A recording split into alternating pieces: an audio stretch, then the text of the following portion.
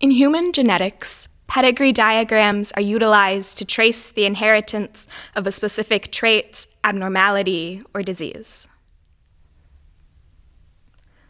2 years ago, when I was somewhere between dying and too big, my grandmother told me the origin story of her shrinking. How, each summer, her mother banned ice cream from the house until the last day of the month. Then, after 30 days of following her diet, she would drive to the Dairy Queen 4 miles down the road and buy the biggest butterscotch blizzard they sold. She'd eat the whole thing herself. And during the same summers, about 100 miles south, the other circles in my pedigree chart learned how to sand away their edges, contort their flesh into a shape that was small enough to hold, small enough to love, or at least small enough to bend into something lovable. Because isn't that the whole goal of it? Life, I mean. To convince someone else that you are small enough to love, that you are small enough to fit into whatever they want you to be. Down south, my great-grandmother sent her 3 daughters off to fat camp. They were the same size as I am now. They ate as little as I used to. My grandmother still spends her days wishing away the Grand Canyon of her bones. Was this our genesis? Was this our origin story? Was the spark of our illness ignited at fat camp?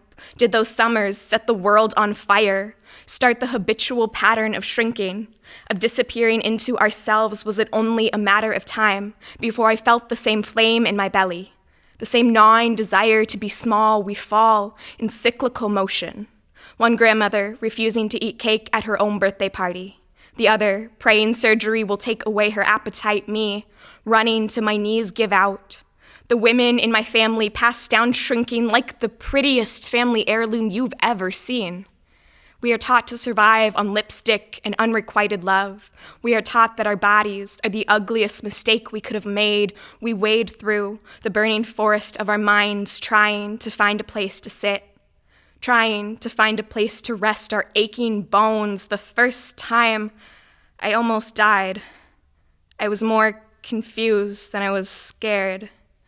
I didn't understand that these soft women had been searching for bodies that do not exist in my family, that cannot exist in my family, that this road can only get you 2 things, dead or back to where you started. I didn't understand that the point was to exist in liminal space.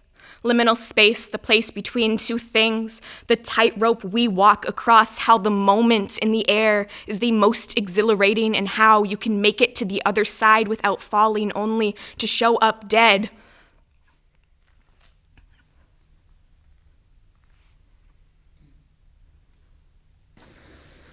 That was good. Thank you for sharing that piece. Thank you. Could you tell us in detail, if you can, what that's about?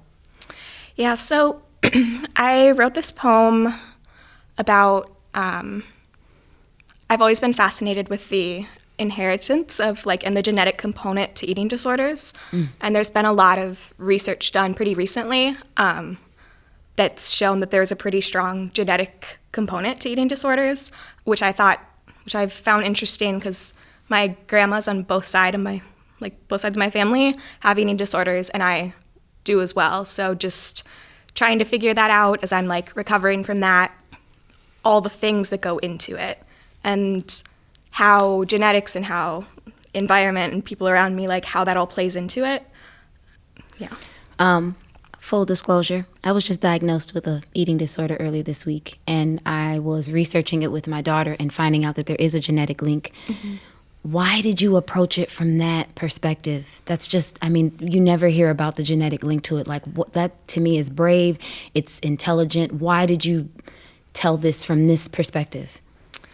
I guess for me, I had such a hard time writing poems about my eating disorder. It took maybe 2 years before I wrote anything. And when I came across the study that I was talking about, it just something clicked, and it felt just a tangible way that I could start with, so I didn't have to go in with all this is how I feel about it, and right. These are all the other things, but I could start with this very tangible scientific thing, and that just felt for me the pathway into it. Wow. you have so much courage. All the poets that have visited us and shared these poems have a tremendous amount of courage. I would struggle to share this poem in any situation, but you've done it in front of crowds, not only in your home state, but also all the way in Las Vegas. Is this a poem? Is this harder to share with a group of strangers or with your family? Because there's so much familial meat to this. Right. I would say it's definitely harder with my family and with people that I know well, especially because it doesn't end in my performance and people talk to me about it.